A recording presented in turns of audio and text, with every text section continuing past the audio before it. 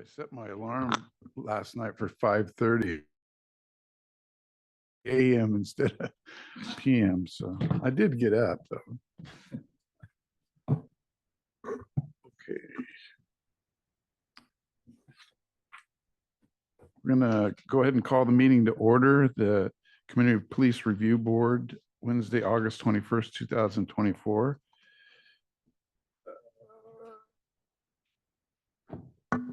Okay, I think everybody knows how to run the things on the dais, and that if you want to speak, go ahead and put your request to speak, and then Simi will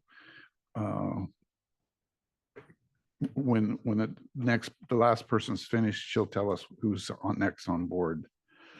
The clerk, call the roll. Member Beasley Day. Member Bryant. Present. Member Byrd. Present. Member Christensen. Member Demrell. Here. Member Grant. Member Smith. Member Solorio. Present. Chairman Hahn. Here. Thank you. Any declarations of conflict of interest that we have tonight? Anything on the agenda?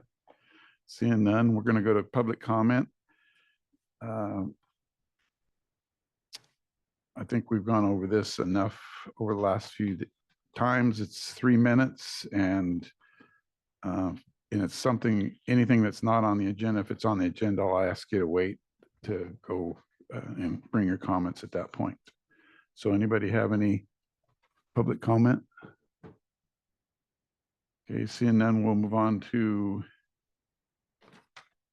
the consent calendar, approving the minutes from the Community Police Review Board meeting on July 17th. I'd like to make a motion to approve. All those in favor say aye. Aye. Opposed? Okay, new business, approval of the CPRB annual report, July 2023 to December 2023.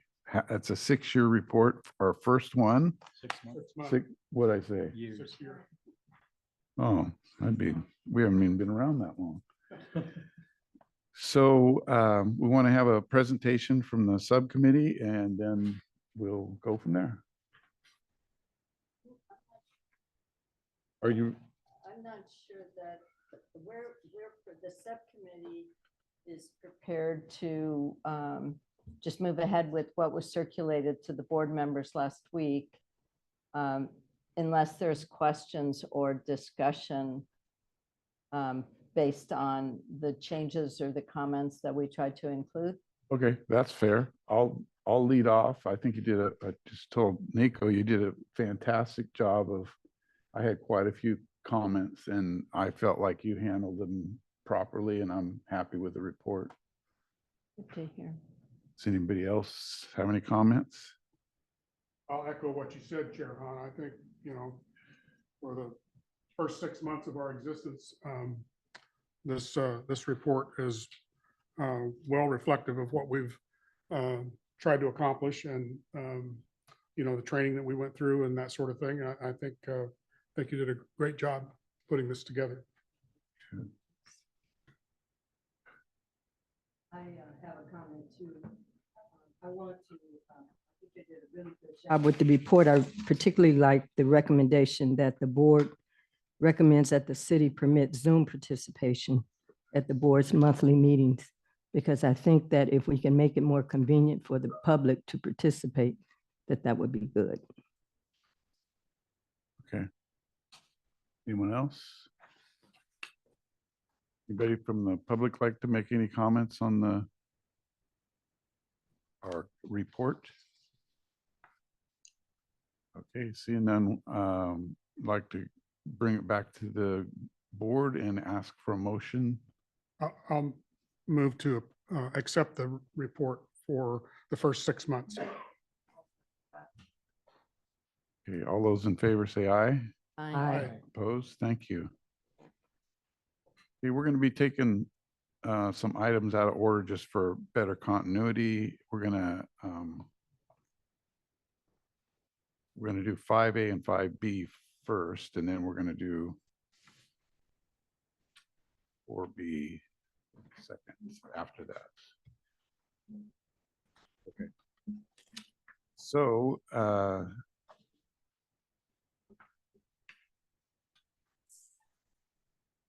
let's see.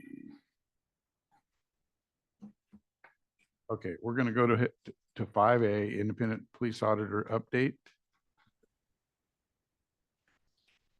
Good evening, Chair Hahn and members of the board. It's good to be with you even remotely tonight. It's Stephen Conley from OIR Group and the Independent Police Auditor's Office.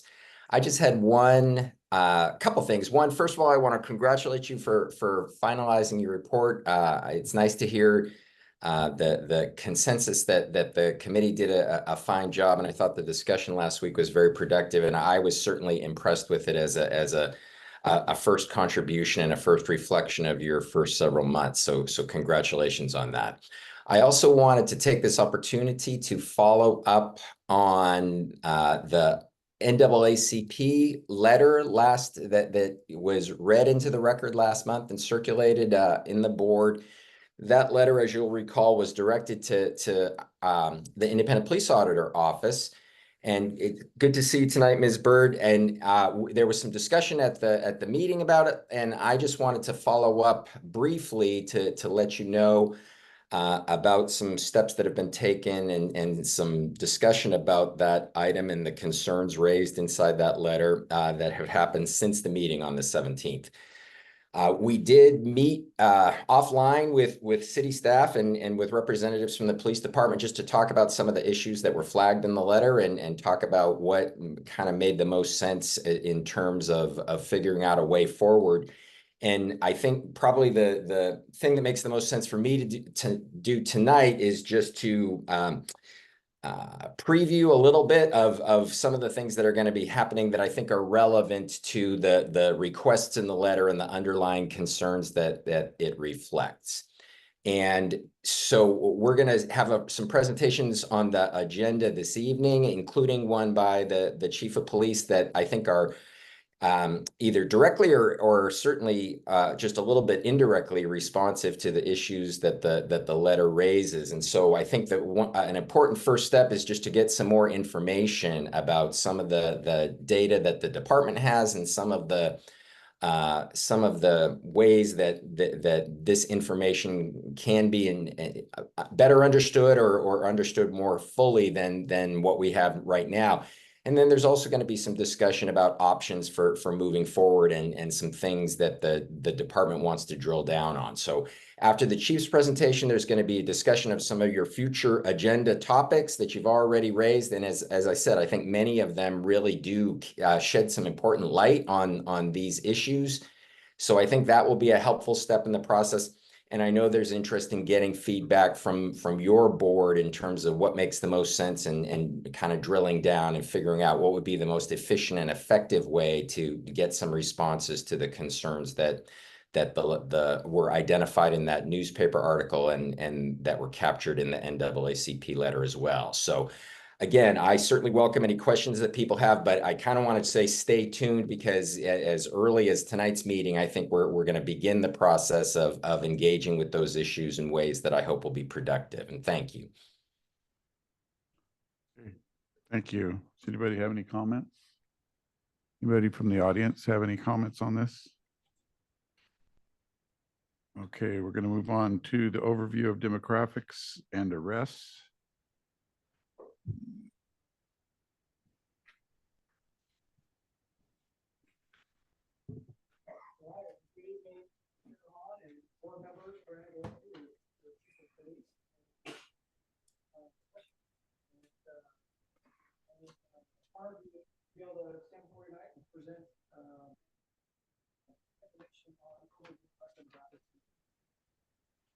Probably hear me say several times. Is really when we talk about these that I'm going to share with you. My opinion, I believe that this should obviously pique our curiosity and have us ask questions. There's a robust dialogue, and I'm here to answer any questions on any of this data that we provide. But I told the Modesto Bee, when they contacted me for the article that they did on use of force, veterans, and I expected, that they have the data on juvenile arrest and on that is, that the curiosity and pique our attention to discuss things further. But as I'll talk about, at least the research I've done, drawing conclusions on whether certain amounts of data biased by police officers is a whole different story. And I'll tell you some of the things that conversations I've had and groups that I've met with and discussions I've had to try to give the city options as far as what do we want to do going forward. And as I talk to many community groups throughout the city, I am definitely interested as I move forward as the police chief on what the opinion of the CPRB is. But I'll talk about other groups and other conversations that I've had since our last meeting, since this article came out from Modesto B, which is, I think, pretty much related. Tonight, we're going to be talking about arrest data. The article was use of force data. You're going to see the very similar trends, and I don't think it's surprising because what you're going to, if you don't know, I can tell you in the research I've done, this isn't a issue solo, singularity to the city of Modesto or the county of Stanislaus or the state of California. It's a national trend that we've seen for a very long time and requires a much deeper conversation about policing, about social issues in general. So I preface that with that. I'll probably state this multiple times throughout the presentation. And Simi, are you moving me forward or do I have it? There we go. So when we looked at the overview of arrest demographics in the city of Modesto, we want to start with juvenile arrests. I know that was something that was of interest. And I know especially to board member Grant, that was something that was brought up in the Forward Together committee. If you got those of you who were on that committee, remember that initially when we looked at this, there was a big concern because Hispanic population, Hispanic juveniles, that's actually what drew the attention of the Forward Together committee. About 60% or so of arrests being made in juveniles were Hispanic juveniles, and the demographics of the city weren't that. It was somewhere in the neighborhood of 40%. But then when you looked at the enrollment data, the numbers kind of aligned up. So that is a good example to me of how we got to be very cautious about how we look at data because trying to solve complex issues with simple comparisons is just something we have to all be aware of and be very cautious of when we look at that kind of stuff. So when we look at juvenile arrests, and I went back 2023, I know the article, the Modesto B, was 10 years of use of force data.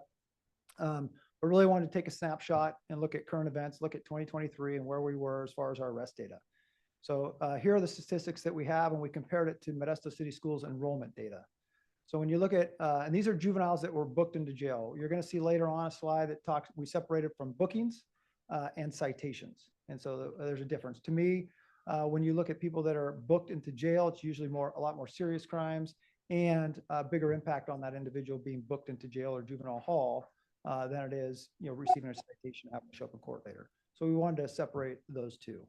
But if you look at the arrest numbers, you can see the numbers of individuals arrested.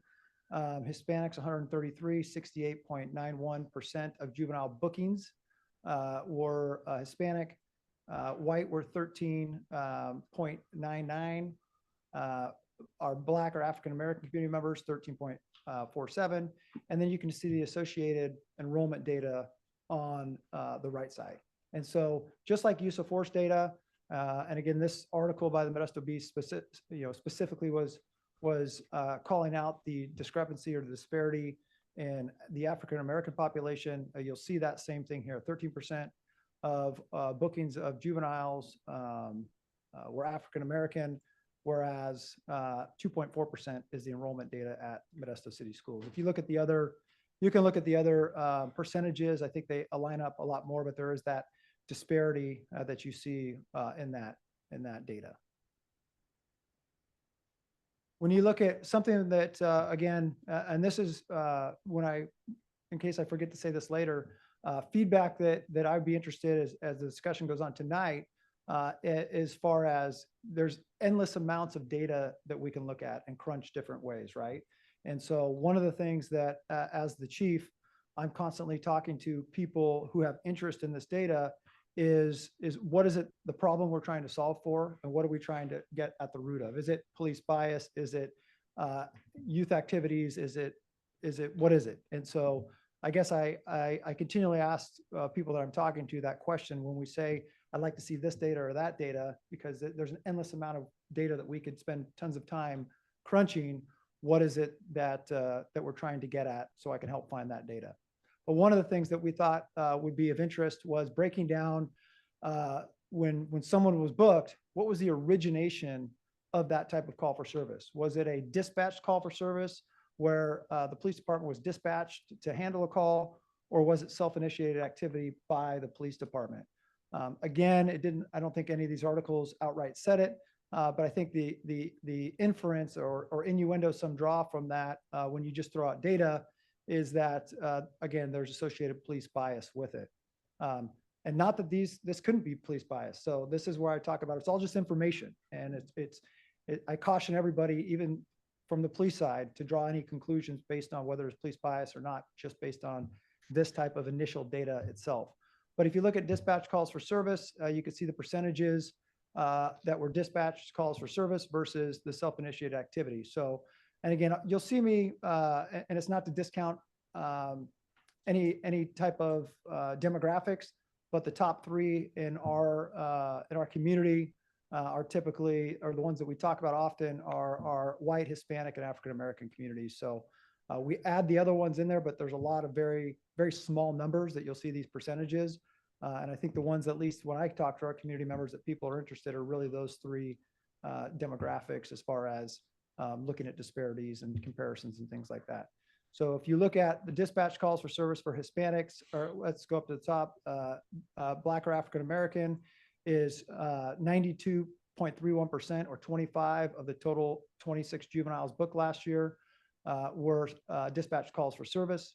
2 resulted from self-initiated activity from the police department. Hispanic, 108, 81.2%, and 25 were a result of self-initiated activity. When you look at white, it is 18 dispatch calls for service versus, or 66% versus 9 at 33%. The other thing that often comes up is what were people booked for. So these are the top offenses that the main 3 demographic categories were booked for. This isn't all inclusive, but you get down to where it's like singulars, 1, 1, 1, 1, 1, right? So we want to see what the top offenses were that juveniles were booked for. You can see that all 3 demographics, 182, which is the penal code for conspiracy, is the top one. And you can see the number 2 for white juveniles and Black juveniles is 1051, which is vehicle theft. If you look at Hispanic juveniles, that's number 3. But then if you look down at Hispanic below that, 496, possession of stolen property. A lot of times what that is, there's a subsection 496D, which is possession of a stolen car. So that's still typically, if you see that 496, it's going to be, a lot of those are going to be possession of stolen car. So it goes along with the 10851, the vehicle theft. What our experience. What's conspiracy? Conspiracy is when 2 or more people conspire to commit a crime. Okay. And so what we found with juveniles, or what we find with juveniles, especially with our auto theft issue in the city, is which is a lot being committed by juveniles, is we're finding it's not one juvenile, it's a group of juveniles together stealing cars. Thus, one of the charges that they get booked on along with vehicle theft is a conspiracy charge. So again, haven't dug deep into the data, but that's our belief of why you're seeing the conspiracy, because it goes right along with a stolen vehicle theft charge, because in juvenile groups, it's usually groups together, 2 or more people committing those crimes. Sure. Are you referring to high school, middle school, anyone under 18? Is it a whole lot? Anyone under 18. Anyone under 18. Yeah. Thank you. So we did the Modesto City school enrollment data just to show comparison when we looked at our bookings, and you'll see citations as well. But for this, it's not just like people in school, it's any juvenile under 18. So we also looked at juvenile citation data, and this does not include infractions, so it's misdemeanor citations. When you look at that, you can see the percentages as well for your Hispanic, white, African-American, and beyond. We also looked at that comparison data to Modesto City School enrollment data.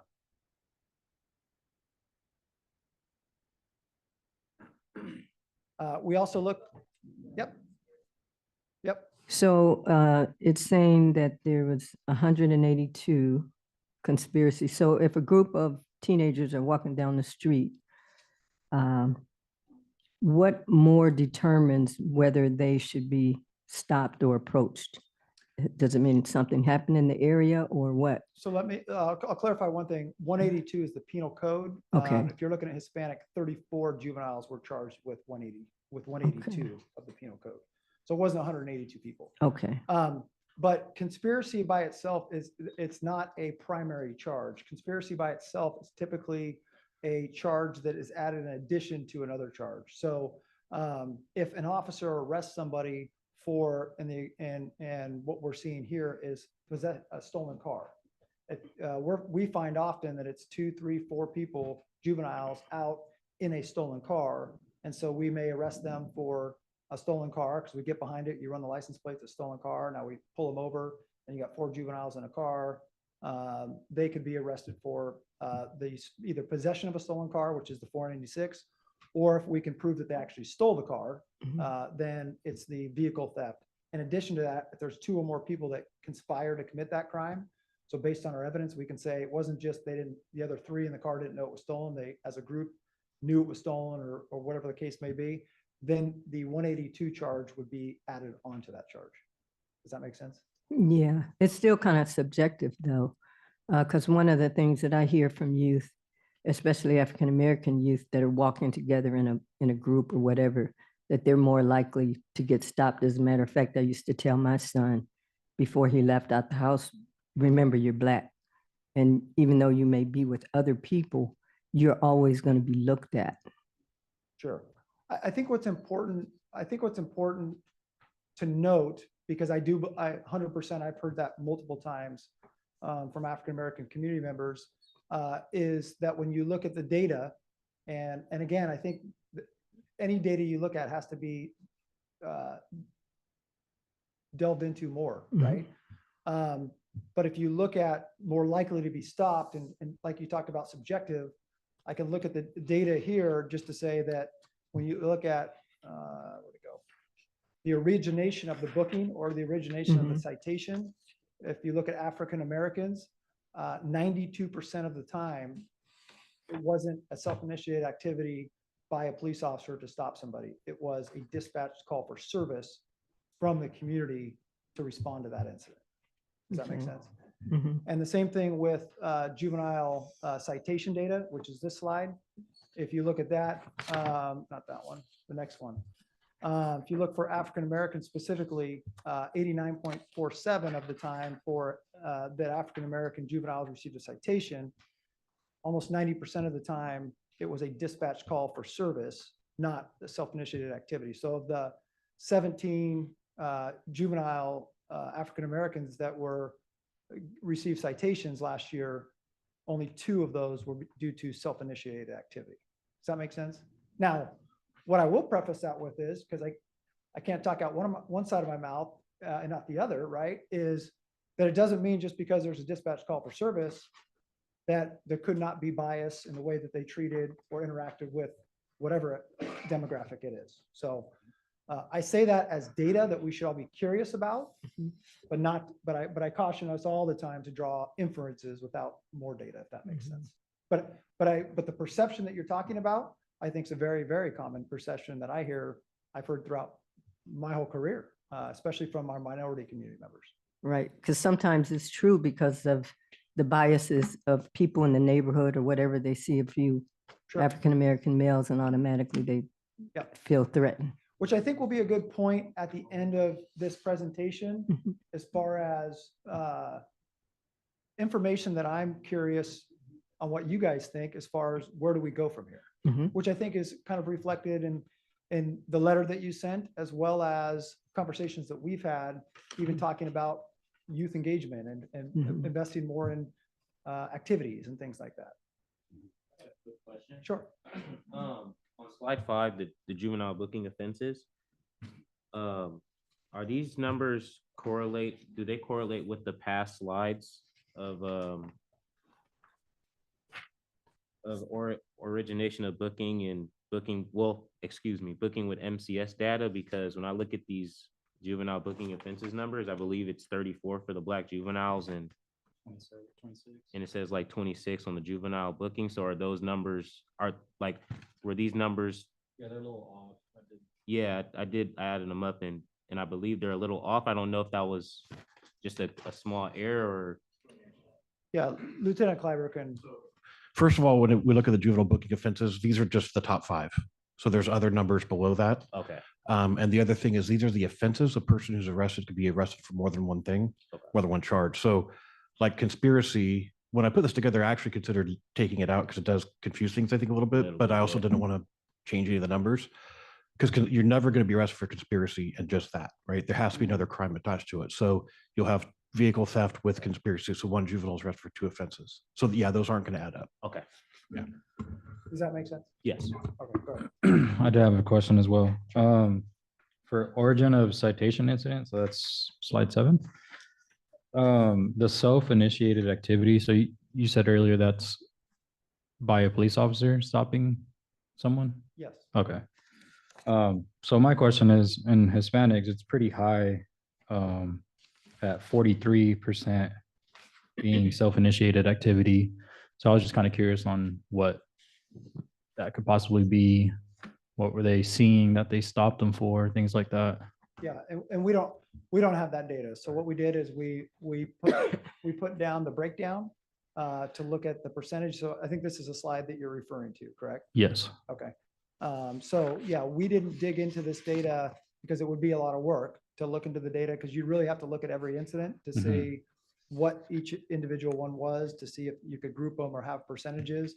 And those are some of the decision points that us as a city, us as community members are going to have to make going forward is what type of more data do we want to drill into and how do we want to drill into it? Or like some kind of system where as they're getting their citation, we're inputting it into a program that's capturing all the data for us so that we don't have to open up every case individually and try to figure it out. Yeah, no, I mean, it's data we can run to see ultimately if there was self-initiated activity, what was the person arrested for? We Right. have data that can do that. It takes time, but it's data that we can pull. But any of that data, it's all field, but it all still has to be analyzed, if that makes sense. And the idea was for you to come with what you have, Yeah, what's readily available, and then exactly. this is one we're going to drill down on. Yeah. And there's others that you'll want to drill down on too because of the data. But that's the hard part of this data. Numbers don't add up because there's multiple citations and stuff. So And I think it's just a good example, and that's a great question. And that's why I want the input as we talk about this of wanting to hear kind of what additional data would the CPRB be interested in? And then again, we can do anything, we can't do everything. It takes time to pull data and things like that. And I will tell you again at the end of what some of the options that we've been looking at that Mr. Conley alluded to in his comments earlier. Right. Sure. Do you consider any sort of a geographic factor in this? In other words, what area of the city did these arrests occur in? These citations, would that be helpful, do you think? It could be. I think any data often begs more questions. But I think what this data, from my experience, starts to tell me, which I don't know, it would be good data to have. But when I look at the majority of especially when we're booking people, oftentimes it's a dispatch call for service. I guess it could be interesting to see where self-initiated activity is versus dispatch calls for service, right? Yeah. But really, when it comes to dispatch calls for service, I think it would be interesting, which goes to a whole bigger question of where are we getting calls for service, which goes, I was going to save this till the end, but Sorry. I'll go down this rabbit hole for a second. But in the academics that I've talked to, so we did talk with a professor, two professors actually from the University of Texas, San Antonio, who've actually done this type of work, actually academic analysis on police bias for many different agencies across the United States. They're currently working with Chicago PD. They didn't work for San Jose PD 6 or 7 years ago. A couple of years ago, they did some data study for Livermore PD. I mean, all over, and very, I think, very well established and very well a lot of expertise in what they do. But in talking to them, and this is again what I tried to explain to the Modesto Bee before writing this article, was that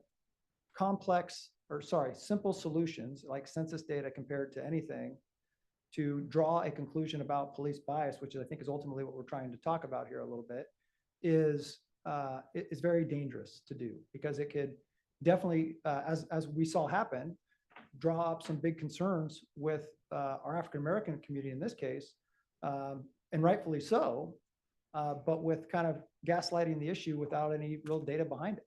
And so what I've been told by the academics I've talked to is it's a much more complex issue, because you have to look at where people are calling, right? So if you look in most cities USA, you look at inner cities, you look at high crime areas, which are a lot of times in your inner city areas, or for us, if you're looking at maybe, areas of the West Side, you're going to see in a lot of cities, you're going to see a higher minority population, which means the police are called to those areas more often.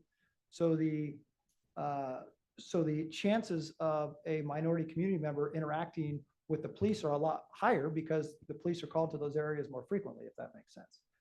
So, I mean, and we can go on and on and on. Yeah, for the yeah, next absolutely. 5 days. So my point is, yeah, do I think that geographic data is something that we can pull, and that wouldn't be difficult to do. I absolutely think it's data, and I think data is good to look at. And the well, I shouldn't say the reality, I guess from my perspective, the reality is, if you have high crime areas, you can probably correlate that with the socioeconomic status in the area, the opportunities or the lack thereof, those kinds of things. I mean, you can take this as far as you want to take it in as many directions as you want to take it. But, like from a common sense perspective, you're going to have more crime when those conditions exist, it appears to me. Yeah, and I think we can go back to the very beginning of the formation of our country, right? And talk about laws and things put in place, and oppression and different things like that have led to where we're at today. And the question for us all now is, how do we fix it? Yeah, How exactly. do we fix it, Yep. right? So don't want to get too much off topic. I apologize.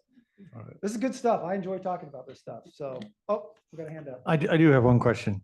So I was looking at this, and it kind of seems like these numbers are so insignificant that it might not be statistically productive, that maybe we need to look at a couple of years. Because specifically what I'm looking at and I have a question about is that Hispanic juveniles and Black juveniles both have incidents of obstruction. That would be an event that happens after they've already been engaged by law enforcement, as opposed to the other ones, which were calls that you're responding to. And that number is just what it's going to be, because someone's calling and saying there's a fight or there's a stolen vehicle. But the obstruction one is unique because there is no white juveniles being charged with that. So that to me is about the point where we are engaged with that juvenile now, and what is making them want to be obstructionists, or is the white kid not being obstructionist, or are they being obstructionist and not being charged with it? I mean, it kind of, and I know that 4 incidents or 8 incidents is not significant, But if you can show that over the last 5 years, white juveniles have not been charged with obstruction, but all the obstruction seems to be charged to Hispanic or Blacks, that would be significant. I don't know if you've looked out further than 1 year, and if you've looked at obstruction specifically, because that's a face-to-face engagement. Sure. Very good question.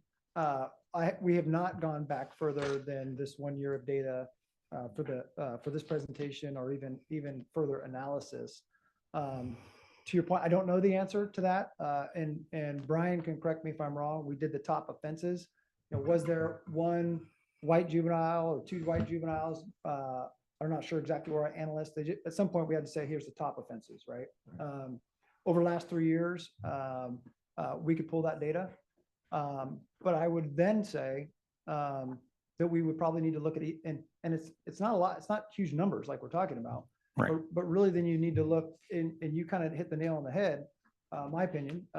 We would need to look situationally to see the specific incident of, like you said, what caused the juvenile to resist. And a resist can be many different forms, right? A resisting could be walking away, a resisting could be fighting, a resisting could be trying to shoot at an officer, whatever it may be, right? So I think it's, I think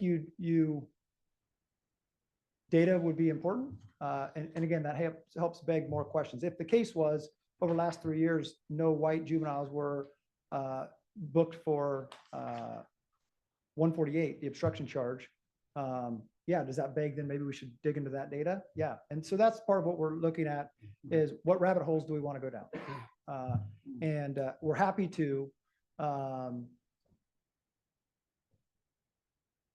I'm very interested in the board's opinion of where do we want to spend our time and what investment do we want to make? Because I'll tell you, in the conversation I've had just specifically with the University of Texas, they can do these studies, and these studies aren't, hey, we'll come back in 2 weeks and give you, these are 18-month, 24-month studies where there's community engagement with community stakeholder groups. And this isn't just analyzing data, it's actually looking at specific incidents, all the things that we're talking about. They usually do it, minimum of 12, usually somewhere between 12 and 24 months at a cost. So, in this case, we're looking at, if we wanted a full on analysis of years of data for them to determine if there is police bias, if they can scientifically determine whether there's bias in the Modesto Police Department's interaction. And there's different ways you got to look at it, whether it's use of force data, arrest data, stop data like traffic stops, things like that. That comes at a cost, and it's in the few $100,000 range for usually for academics to do this type of in-depth analysis, which is a conversation we can have at the city level if that's where we feel as a community we need to go. Does that make sense? Can I just add one thing? Do you mind, Chief? Just so you know, Mr. Damrell, there were two, there was a tie with 7 different items for the white juveniles underneath the number 3. There were 2 in that number, just to answer it. We only listed the top. So I know that doesn't answer the overarching question, but it answers that one singular question. Okay, thank you. All right, a few more slides, and I already love the dialogue, so I appreciate it. How many more think slides you have? Well, we're almost done with juveniles, and we got to Oh, get onto adults. So let me see where I was at. Origination of, I think we already talked about this, origination of incident for citations. And then we talked about the top juvenile citation. Oh, this is the top juvenile citation offenses. So we haven't got to this slide yet. So if you look at Hispanic and white juveniles, the top offense is driving with no license, because that's technically a misdemeanor, even though it's a moving violation. And you can see the other ones as well. Here. Oh, I thought you were raising your hand, Nancy. It can be charged as a infraction. So and it's another good point to point out, these aren't ultimately necessarily the court dispositions that they go to court on. Adults. So now we also want to give you some data, at least on adult arrests. And so when you look at adult arrests by race, here is the breakdown of the arrests. And this, I know it says adult arrest, but I think we changed this to this bookings too, right, Brian? Okay. So this is bookings as well. So you can see the percentage of adults that were booked. So again, the top three demographics, white, Hispanic, and African Americans, and those are their associated percentages. This is just a graph of the same thing. It's the same numbers, just shown a different way. I know some of us are visual learners more than numbers. If you look at arrest methods, again, this is the same thing, dispatch versus self-initiated activity. And we put it in order of the dispatch percentage.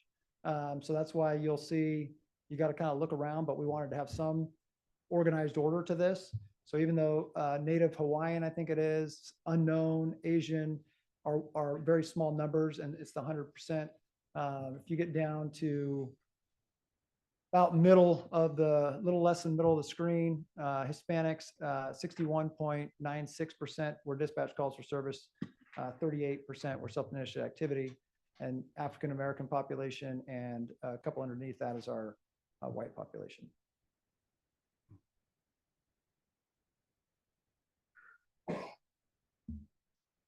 And then the last thing that we put in here was when we looked at percentages that we have as far as demographics go as victims of crime. So these are the percentages of the reports that we took of victims of this violent crime, I think that's what violent crime is. It's any felony crime. Any felony crime, there we go. It's different.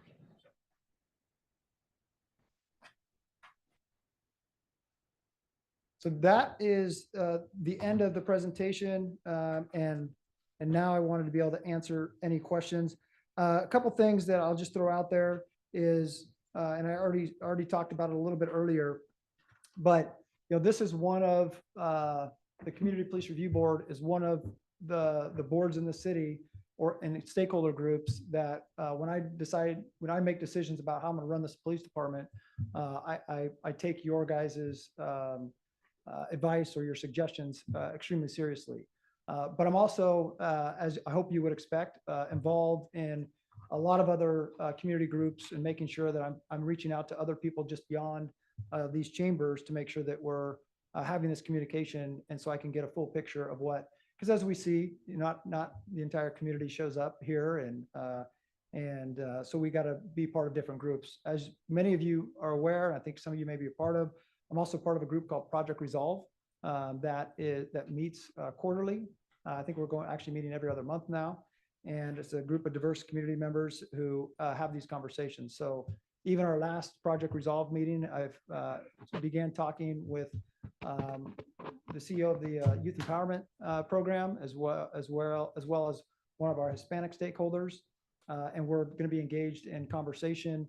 Actually, Board Member Grant has showed a lot of interest in having a community forum based on the last Modesto Bee article. So he actually has connected us with a Black Student Union president of a local high school.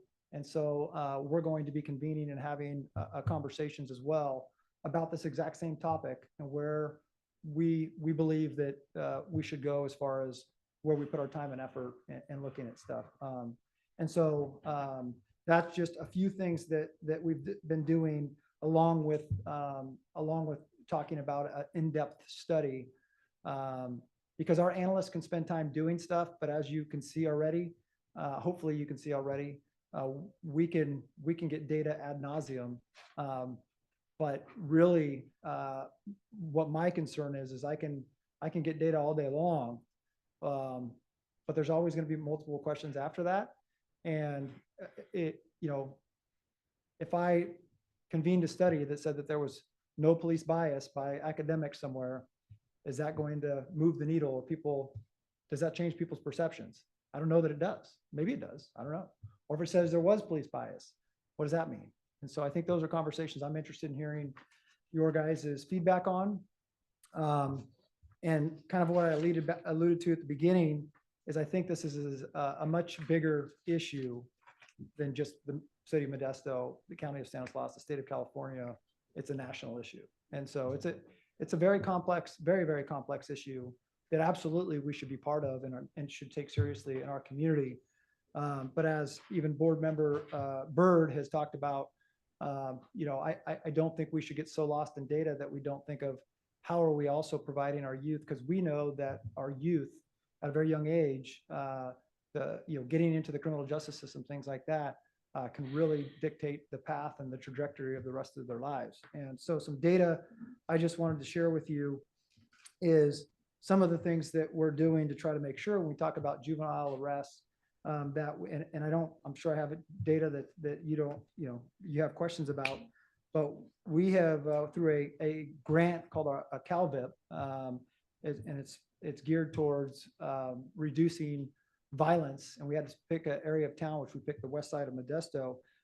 Part of that grant was for us to provide a school engagement officer. And that term may seem a little foreign to you because we normally talk about school resource officers, but we worked with Modesto City Schools to specifically change this name to a school engagement officer because we wanted engagement and built relationship building, not enforcement.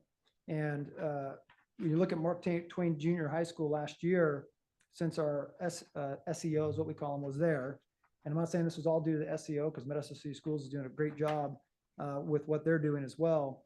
But Mark Twain Junior High School has seen a notable decline from 11.08% in the 21-22 academic year to 5% in the current 23-24 year.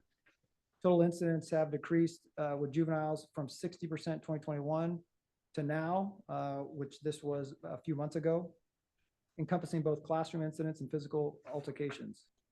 When you look at attendance rates, showing an upward trend rising from 87.34% in 21-22, which is when we didn't have a school engagement officer there, to 93.15% in 2023-2024. And then when you look at the law enforcement calls for service at Mark Twain Junior High School from 2021 school year were 54, whereas 2022-23 school year, they decreased to 26, marking a 51% decrease in calls for service. And while I definitely can't point to any scientific data to tell you that was our school engagement officer, I can tell you that he's out there playing football, engaging with students, playing basketball, riding tricycles at kindergarten day, and different things like that to build relationships and to help make sure we're impacting kids at a young age. So I wanted to throw that in there at the end, and happy to answer the questions. I'll just go ahead and get mine out of the way.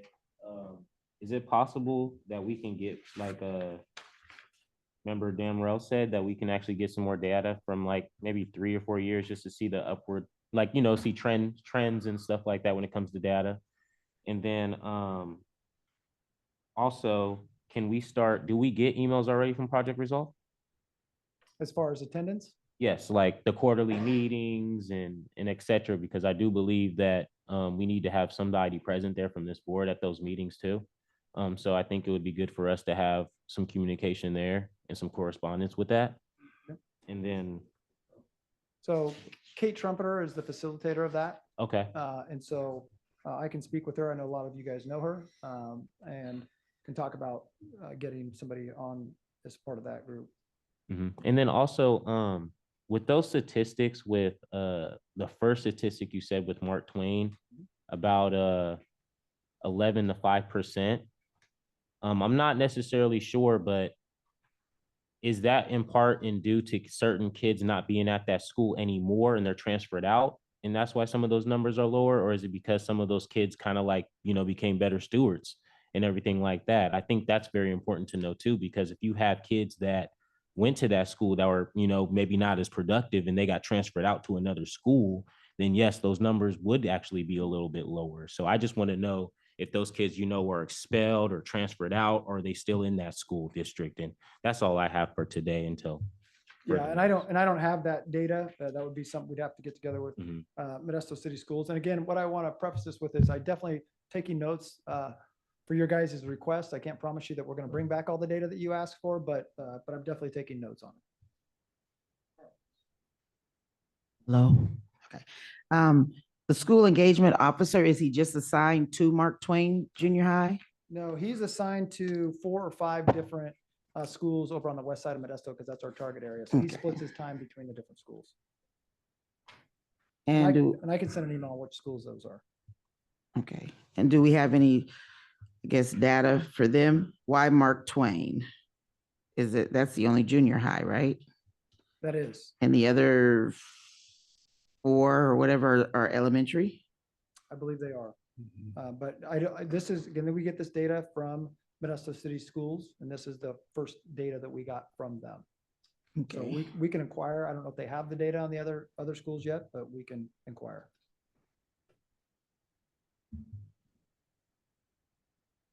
Gillespie, I had a question. I understand the point you're making about it's not necessarily conclusive when you're looking at population and demographic with arrest or use of force. But I was just looking again at the B article, and they indicated, and I'm not familiar with the report, so and perhaps you can, a report from the Center for Policing Equity that did discuss arrest and population demographics, at least as a benchmark for starting to look at use of force. That was the context there. Right. So even if they're not conclusive, it did seem like the statistics were, I don't know, surprising or maybe not surprising to some people, but I don't think they can necessarily just be dismissed, right? And I don't think you're doing Okay. that, but I'm just wondering, where do we go from there? And that's a complex question. This issue of racial disparity in the criminal justice system. When I say criminal justice system, there's a lot of things that happen long before people interact with law enforcement that are factors and determinants of whether they come into contact with the criminal justice system or police officers out on the street. So I definitely don't want to dismiss the data. I think it's interesting, but I think the conclusion that some I've talked to have drawn from the Modesto B article, and I'm not suggesting that you're saying this, is that is evidence of police bias. And I think that I caution anybody to draw that conclusion based on it, because I'll give you an example. The title of the article, I don't know if you have it in front of you, but I believe it talked about Modesto police uses force against X amount of times more against Black residents, right?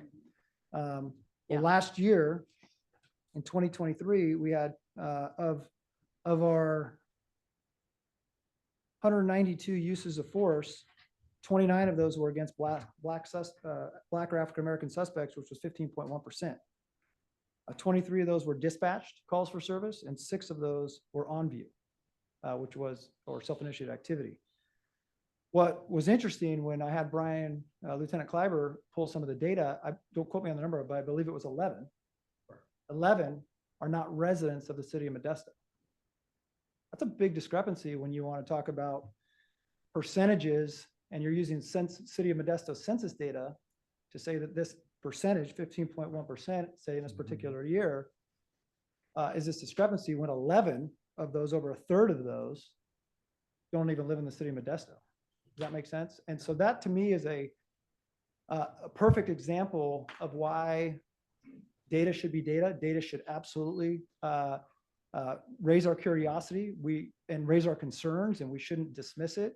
We should have conversations like this. But that's a big deal. You have to continue to dig into the data to really get to the root. And in reality, a lot of this stuff, in my opinion, you actually start to have to look at incident specific, incident by incident, the specifics to find out why somebody ran from the police. Was it something that, how the police interacted? Was it because someone was afraid of the police and they ran? Was it because someone hates the police and they wanted to fight the police? Until you start looking at specific incidents, we're now just making assumptions, which is, I think, a very dangerous thing to do. And I think it's easy to write an article and get people concerned. But as I expressed that time, I expressed tonight to you, again, I'm talking to academics who've been in this field for over 20 years, and they very heavily caution using census data as a benchmark for determining police bias. And I would put them up against, well, I'll leave it there. This is my last question. Does use of force always lead to a booking? I wouldn't say that it always does. Potentially, people could be given a citation depending on the severity of it. But I would say the majority of time, if someone gets a use of force, and I'm speaking off the cuff, I don't have the data in front of me, but I would say the majority of time, if we have to use force on somebody, there's a lot of times they do get booked into jail. So what is like classifies as use of force? Could it be verbal abuse as a use of force? Like if I'm stopped by a police officer and police officer just kind of like, is just very disrespectful. Is that like seen as a use of force tactic? Or is it just use of force just has to be physical? Like it just has to be an interaction that's physical that leads to a booking? Yeah, any use of force by a police officer involves physical contact and restraint or some type of pain compliance by the police officer used on another person. One of the things that made me Painful. more curious about the article was that it wasn't just talking about a 2 or 3 year study. Right. It was talking about a pattern, a 10-year, I believe it was 10 years. Right. And so it's just like with anything else. And you know me, Chief, we've had many conversations, a lot of things we agree on, some things we don't. Sure. It's not about shame and blame. It's about fix. And it's just like with any other disease or whatever, because this is a national issue. It's not just Modesto.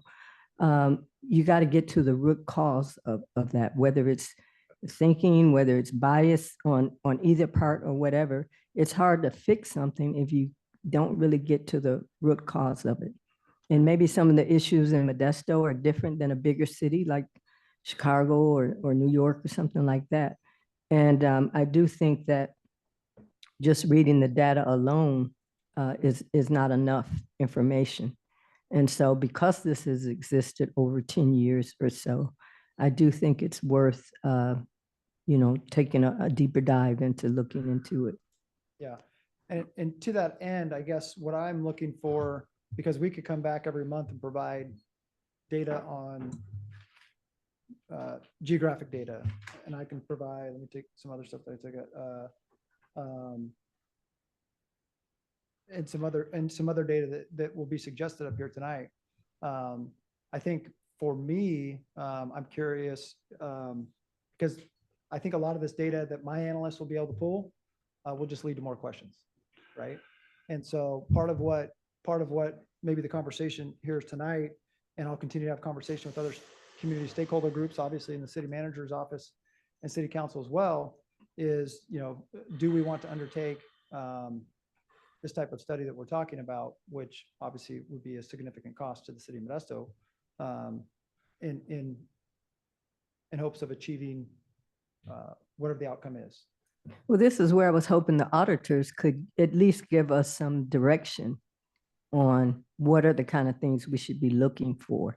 Yeah. And how can we minimize, how can we just cut to the chase and get to the information that we're looking for so that we don't have to spend a lot of money on expensive studies and things that'll take a year or 2 years to come up with answers.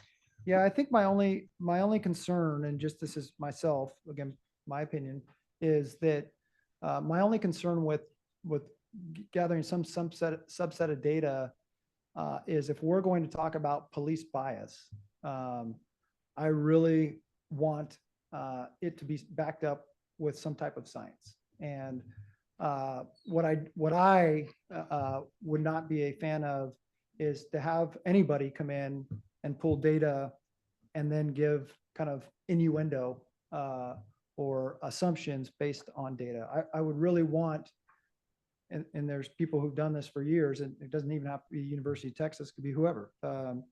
But I really want scientific data that we can all agree on is unbiased, because we've seen this, right? Statistics, I don't think statistics has ever changed anybody's opinion in an argument that anybody ever had typically.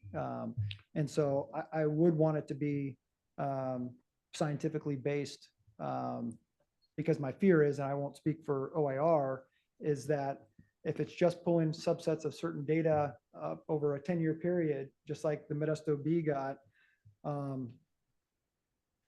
don't know that that's going to get a group of people to give consensus around there's an issue or not an issue. I think it just asks more questions. And I think if you have scientifically backed up data, I think it would potentially be more acceptable, even though I'm skeptical of that. Wouldn't it be a positive? I'm kind of confused by that because wouldn't it be a positive? Let's say if we did the 10-year study like ourselves and we got brought back the statistics like we did today, and it shows that the Minnesota Police Department has progressed in some of these things. Wouldn't that be a positive?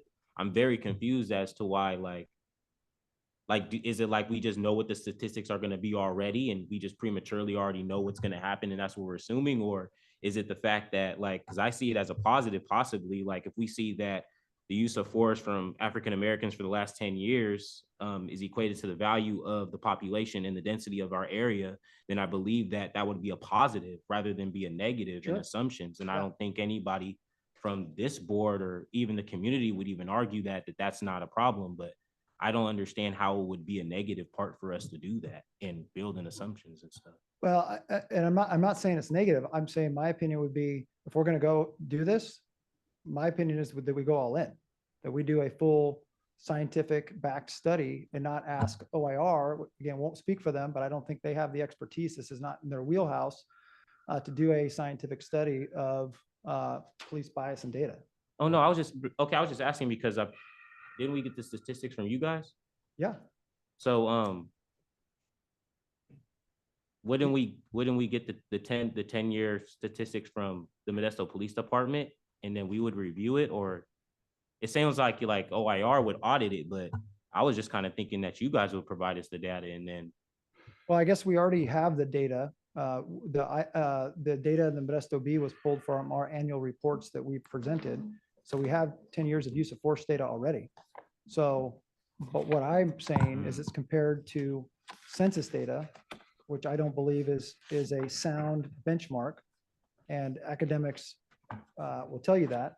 And I think that what they will tell you is there has to be a more in-depth, significant study on each of the incidents involved in whether it's use of force or traffic stop data or arrest data, that they scientifically have to dig into each one of these incidents and look at the factors related to that and the specific incidents to give you a determination whether in their scientific opinion, African Americans are being stopped more or Hispanics or not, or hey, they've improved where it was this and it was to this.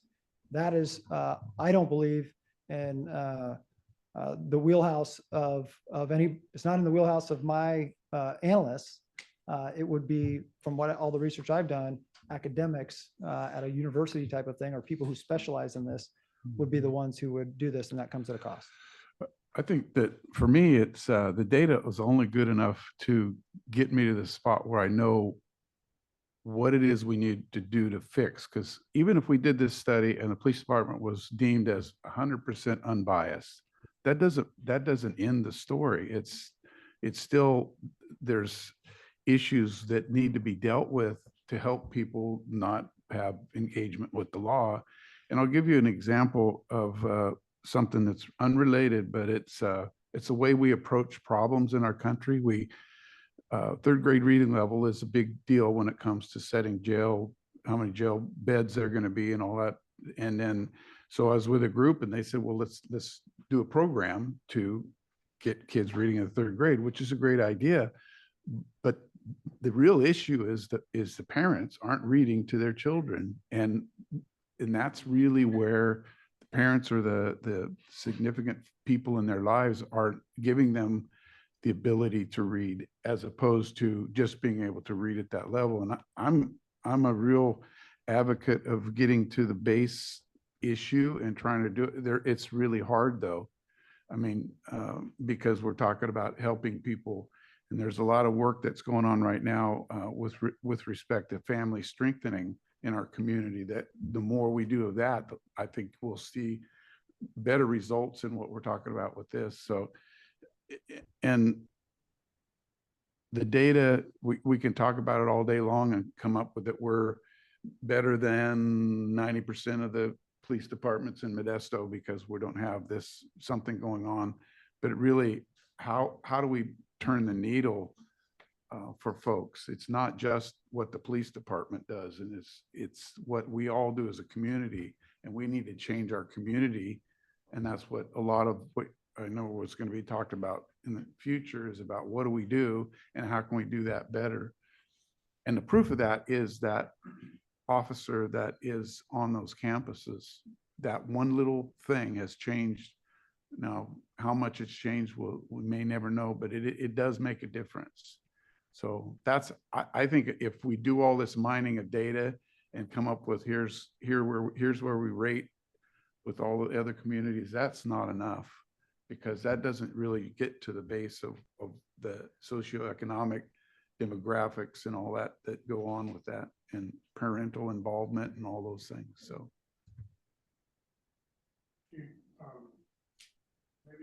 this is more appropriately directed to you or to perhaps Steve with OIR.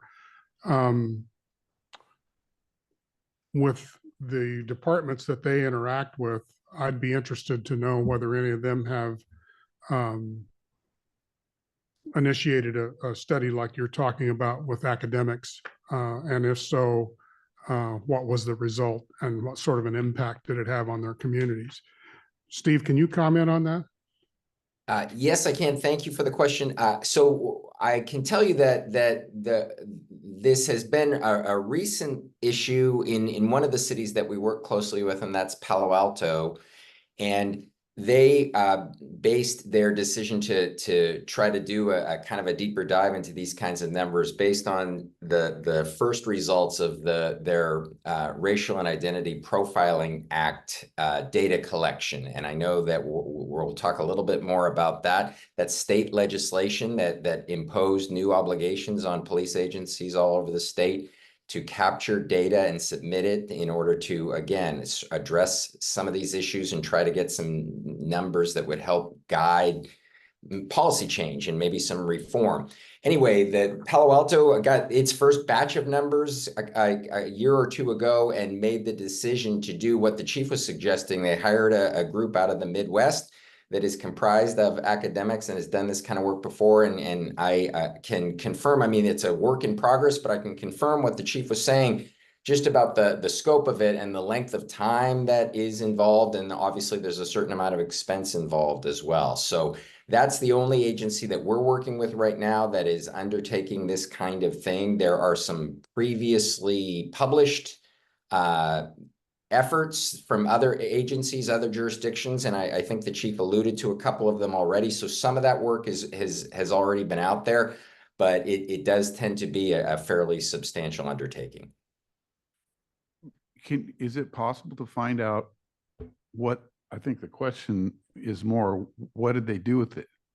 What did it say and what did they do? What changes were made as a result? And did they move the needle on some of these statistics that we're talking about? Because I think that's exactly it, Brad, is, you know, Chief, you alluded to the fact that it could cost several $100,000 for an in-depth academic study like this. My question is, what impact does it have? Do we have evidence of that from other agencies? Maybe not necessarily what OIR is engaged with, but in your connection with other law enforcement agencies throughout the country that have initiated something like this, what sort of an impact did it have in their community? And what sort of an impact did it have on their department?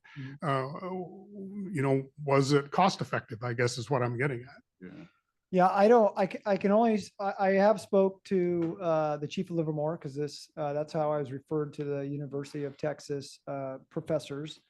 They did a look at arrest data, I believe, and traffic stop data. And it was a couple year study. I don't know what their cost was, but they did that, and this report came back as showing no, I'll say academically, but that's not the right word. No, like statistically significant bias in their traffic stops or data. And so I haven't specifically talked to him. He made it sound like it was kind of a non-issue after the report was like, there wasn't a big uproar of yay or nay or whatever it may be.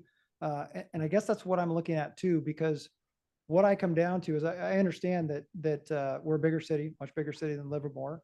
But it comes down to how our community views our police department, right? If our community is trusting our police department, but we have 10 year of data that shows that use of force, and I'm showing you data tonight that shows, especially when you look at our African-American population, whether it's juveniles or adults, has a disparate, again, compared to their census data, which, again, I even fall into that sometimes, right? Because again, we should be curious about the data, but I think it's flawed benchmarking.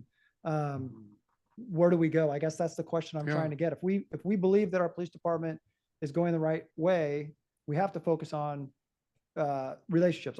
Since I've been chief for 3 years, my focus has been to hold culture relations coaching series with Michael Baldwin. My focus has been to get involved with minority community groups to establish those relationships. Why I'm involved with Project Resolve. That's why I supported the Community Police Review Board. Do I 10 years in the data? If I do an examination of this, and it comes back and it shows that statistically, academically, there's no bias in the Minnesota Police Department and the way that we interact with the public. Is that going to convince anybody who doesn't currently trust the police department that that report is accurate? I would venture to say no. Yeah. But when I talked to these professors, one thing they did say, like in San Jose, because they did this 6 or 7 years ago in San Jose, and I think it was like a 24-month study, there were questions in San Jose about certain areas specifically that where African Americans were stopped predominantly more in this certain area. And they had to do a lot of research to figure out why that was. And they were able to explain it. And they were able to then present that report, because part of what they presented to us as part of a proposal was they're not just wouldn't come in and necessarily do, and this was my preference, is if they were going to do this, they don't come in and just grab statistics and give you a report, but they hold community forums. They talk with stakeholder groups. They get the perception. When they find statistics that they can't explain, then they got to go talk with people in that area or this area to figure out, try to explain the data. Because the worst thing you can do is have data and not have an explanation for what that data means. And so it was a very good conversation. And again, I mean, we could be here till 10 o'clock at night because I love talking about this stuff because it's important stuff. Because it breaks my heart when people have to have conversations with their kids to say, remember that you're African American and be careful of the police. That should never happen in our country, but it does. It's a reality, right? So building relationships is something that I will continue to focus on regardless whether we go forward with a study or not.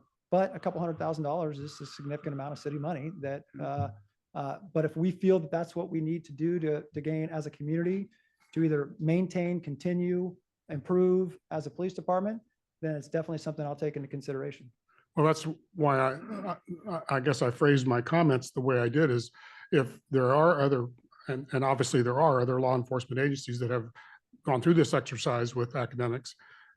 My question is, how effective was it for them? Would they recommend doing it? I think that would be valuable information. Yeah, those questions I can talk to those professors and even try to reach out to the San Jose chief or others and see if the current chief at the time was Eddie Garcia, who's now in Dallas. So I could potentially try to reach out and see if I can get an answer from their perspective, but that's the law enforcement's perspective. Yeah, and the reality is, you do this study, whatever the cost may be, and they issue a report that's available for the community to look at. Does that change any minds? Does it change any attitudes? That's what I'm getting at is, when they've done these things in other jurisdictions, what was the result? Did it change the community's perspective and did it help? Well, and was there suggestions on what you could do as a community to make it better, not just about the police department, but as just generally what are some things that, like Project Resolve in a different environment where there's no police involved is going to be a good thing for the community, right? Some interaction, getting to know people and things like that. So I think it is a conversation that when I talked about San Jose, they did do community report outs and there were suggestions. In our conversations, they also try, if they do these full evaluations, they do try to give suggestions or critiques and things like that. So one of the things they said was oftentimes, which is a pretty good benchmark of fairness, is a lot of times they upset everybody. So, you know, the police department's not happy, the community members aren't happy. And they said, that means we're probably really right in the right spot where we're supposed to be. But I did try to look up the San Jose police report or the San Jose study. I could not find it. So it's a follow-up discussion I'll have. I don't know if it's available online. It wasn't on San Jose PD or City of San Jose's website that I could find. But it's something that we can continue looking more into. I just wanted to have that conversation and get your guys' input here because as representatives of different community groups in our city, I think it's important to hear what your guys' opinion is.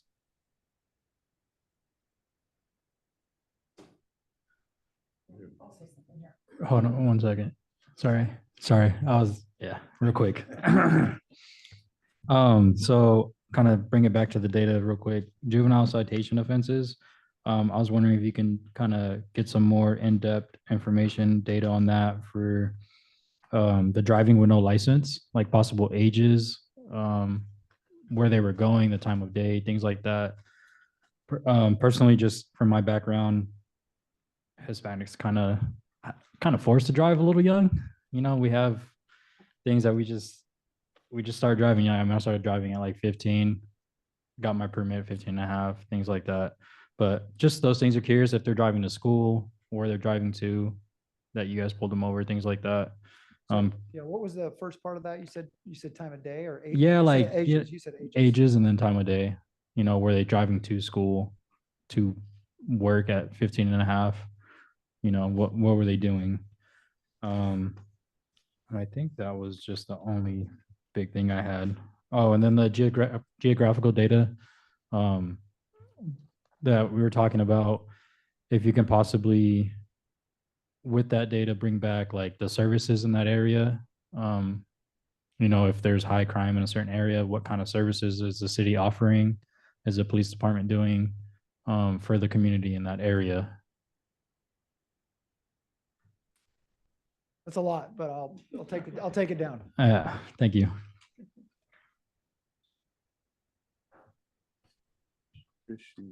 Well, I was more observation. I was and just thinking on the conversation.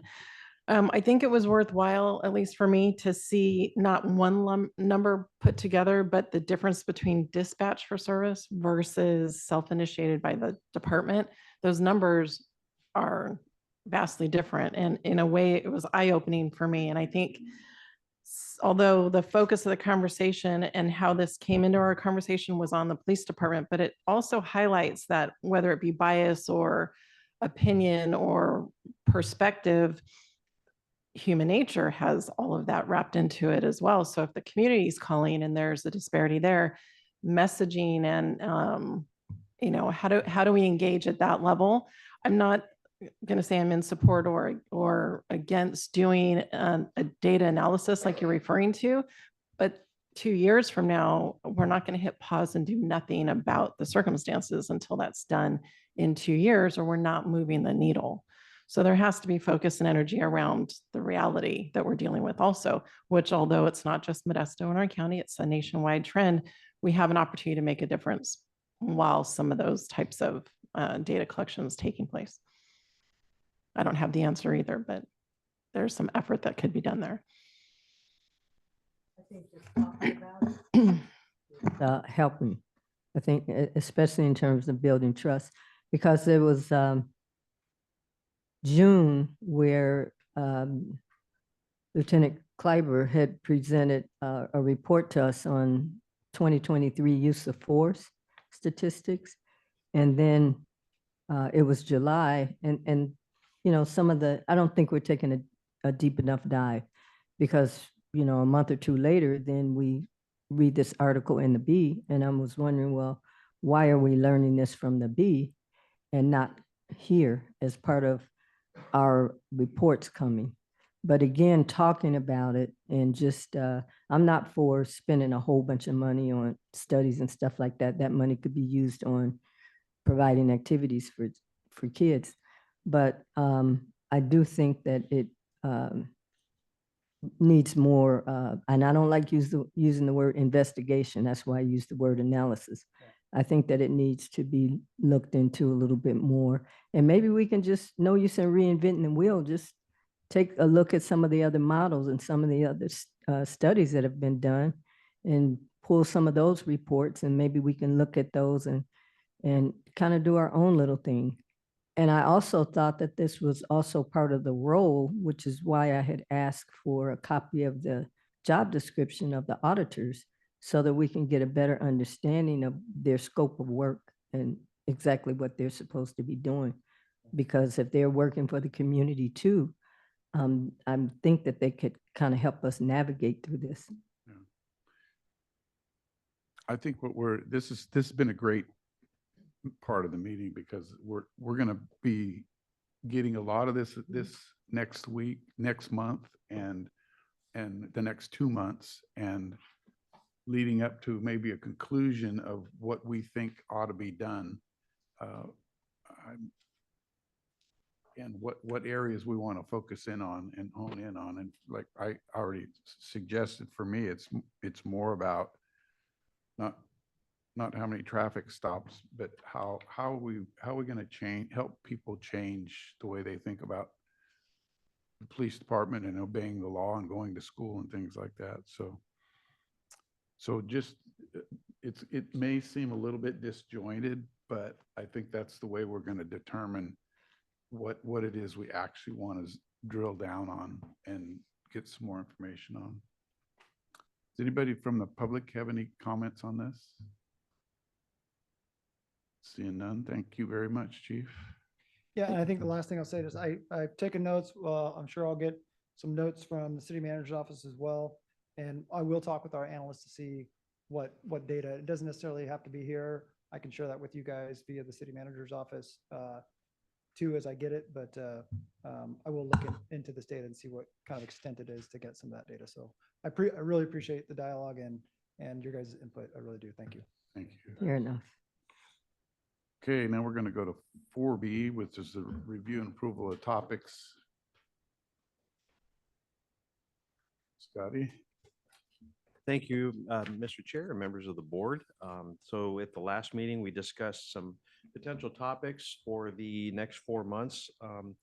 One of them was actually moved from this meeting to next month, the bias-based policing training overview.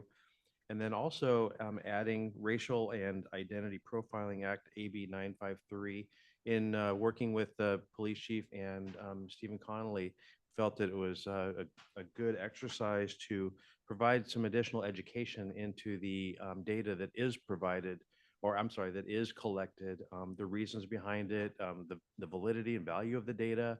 And I look forward to that. I think that the board may find that interesting. And then so October, that would be a workshop on collective bargaining. That's what we talked about at the last, you all talked about at the last meeting.